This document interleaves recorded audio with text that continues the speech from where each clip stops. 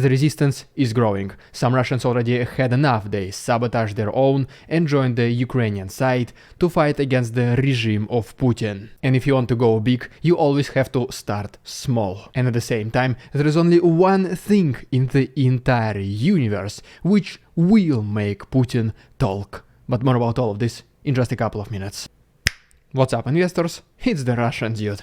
And let's go straight to the point and see some most recent footage. And to begin with, we have the updated statistics by the General Staff of Ukraine about the total number of Russian losses. And as you can see, as of March 2nd, the number of Russian soldiers perished in Ukraine has crossed 150,000. Which, to be honest, is just insane. Because since the end of the Second World War, Russia participated in several other conflicts. And the total number of losses, including in Afghanistan and both Chechnya war, all of these losses combined are still lower than the losses in just 1 year in Ukraine. Which is just a completely mind-blowing thing, how much the Russian authorities do not care about the value of just a regular human life, sending them to fight in Ukraine for their complete nonsense goals. But I mean, Ukrainians are protecting themselves, they're fighting on their own land, so obviously they will not stop doing this no matter what. And so then, right here we have a picture from Slovakia, which recently pledged 10 out of its 11 MiGs to Ukraine to help it protect itself. And well, the Russian paratroopers, they also received the support from their own government. They received these new drones, which are allegedly invisible to the enemy. And the most ridiculous part about this is that the name of these drones is a Boomerang. And I mean, if you know how Boomerang works, then I guess you will realize that probably this is not the best name for the drone, right?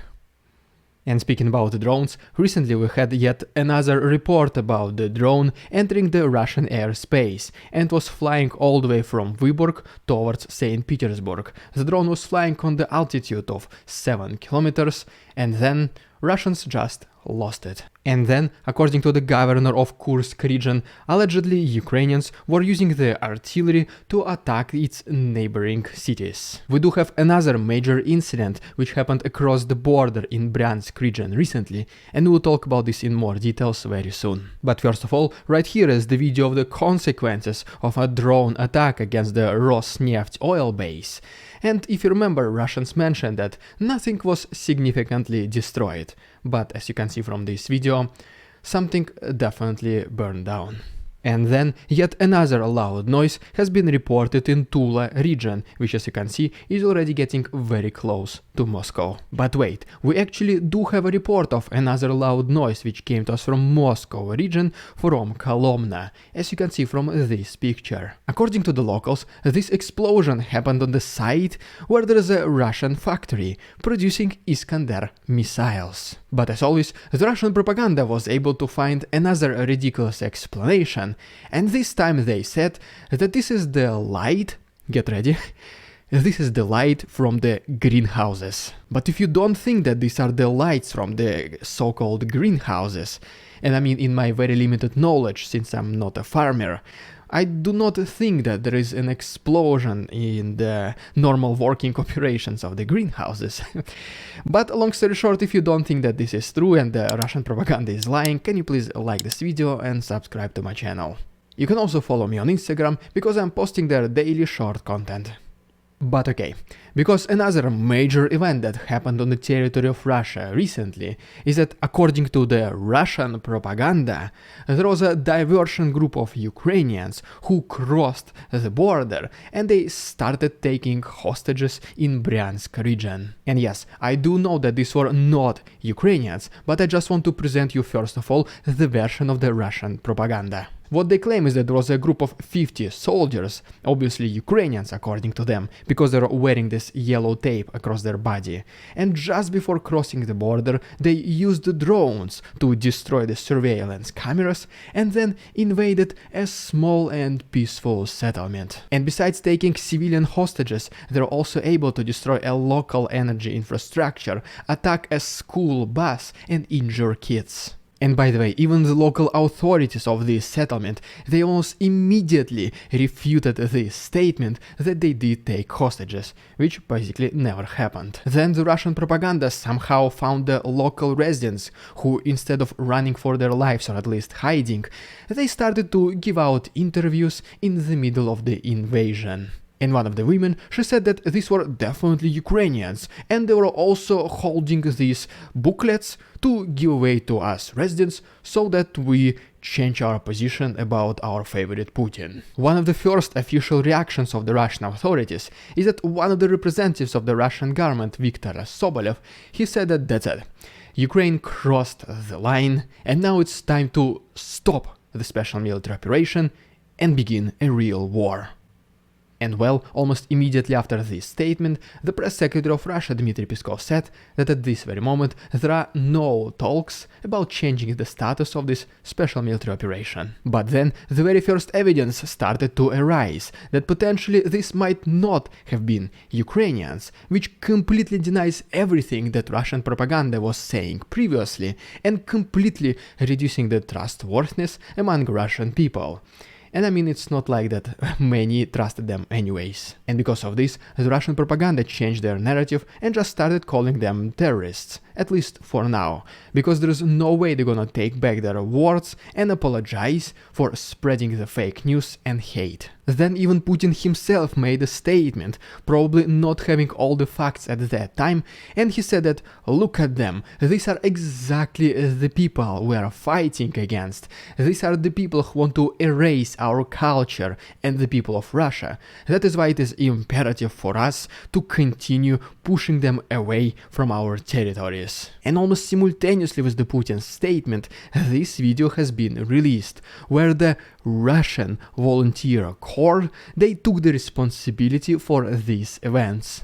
The Russian authorities have never yet officially commented on the existence of this group, and they kinda continued its narrative about the invasion from Ukraine. And then this group of Russians released another video where they were completely denying and refuting all the statements of the Russian propaganda, is that they never took hostages, they never attacked kids, and the only purpose of this action for them was to show the people of Russia that they have to resist Putin, they have to fight back, and it is very well possible to do it. They are not fighting against Russians, they are fighting against the regime of Putin. And then there was Ukrainian side, which confirmed pretty much almost every single statement that these Russians were making. They said that yes, these are Russians, not Ukrainians, that they have absolutely no evidence about them taking any hostages or injuring any civilians, and that yes, according to them,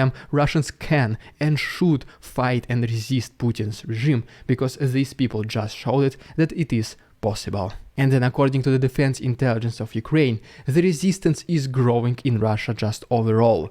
This might not be the very first group of Russians which did this, but these were the ones which made it so public. For a brief moment of time, the Russian propaganda stopped spreading the fake news, because it was pretty much undeniable facts that these were Russians.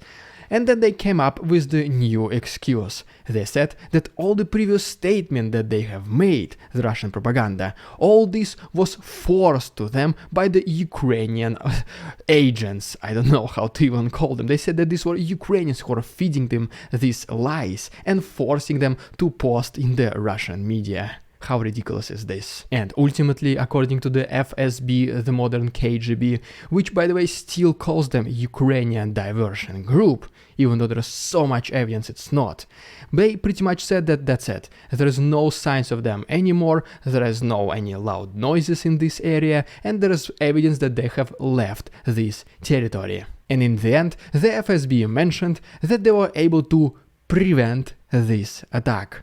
And I guess they just don't know the meaning of the word prevent. But okay, alright. And before I talk about this one single thing in the entire universe, which Putin cherishes the most and which will make him talk, let me give you a brief update from the east of Ukraine. And first of all, according to the report by the Institute for the Study of War, Russians continued and intensified their attacks along Kupiansk-Svatove-Kreminna front line. And this is how this front line has been changing in the last couple of days. Going a little bit more to the south to Belohirivka, Russians were able to advance a little bit to the northwest of this settlement. Then they were also able to move a little bit closer to Razdolivka. And overall, this is how the front lines around Bakhmut have changed recently. According to the Ukrainian side, using artillery, they were able to destroy a Russian assault group in Dubovo-Vasilievka. And just overall, the main assault directions of Russians to the north of Bakhmut are happening in these directions. And then right here is another intercepted Russian phone call, where the person says that his commander has ordered him to save the ammunition at all costs. And if you want to hear the entire translated conversation, I uploaded it to my Patreon, where you can also find all the other uncensored footage. The links will be down below, and there's still 1 week of free access. Alright, coming back to Bakhmut, Russians reportedly tried to cross Bakhmutivka river. They were completely unsuccessful. They also attacked to the south of Ivanovsk, where they were repelled by Ukrainians as well. And then according to the General Staff of Ukraine, they were able to hit and destroy a Russian ammunition depot located to the east of Bakhmut. And ultimately, we have this video presented to us by Yevgeny Prigozhin, who is saying that his soldiers, and I'm quoting here, are almost in the center of Bakhmut. So it's like, yes, he wants to claim the victory already so much, but they just cannot advance, so he probably recorded it somewhere else and said it that we are almost in Bakhmut. But okay, just a couple last words from the east of Ukraine. And first of all, also according to Ukrainian sources, they were able to destroy a Russian military convoy of armored personnel carriers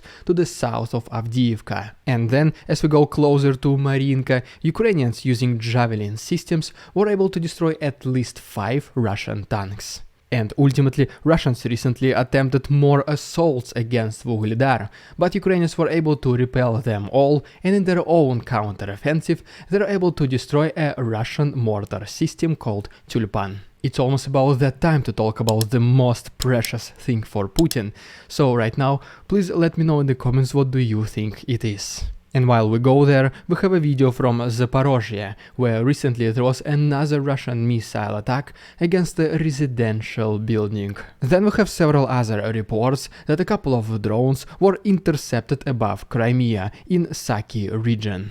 And ultimately, we have a statement by the Chancellor of Germany, Olaf Scholz, who said that it is Russia who must do the first step towards peace in this war. His almost exact quote is that it is certain that it is Russia who started this war, invaded Ukraine and attacked this country, so it must be Russia to end it by at least beginning with withdrawing its troops. And I mean, it makes sense, right? But in case Russia still does not want to communicate, Ukraine does have a weak spot on Putin, which is his beloved Crimea. And at this moment, when everything around him is falling apart, he will do everything possible to save at least this peninsula, which in his mind is his legacy to Russia.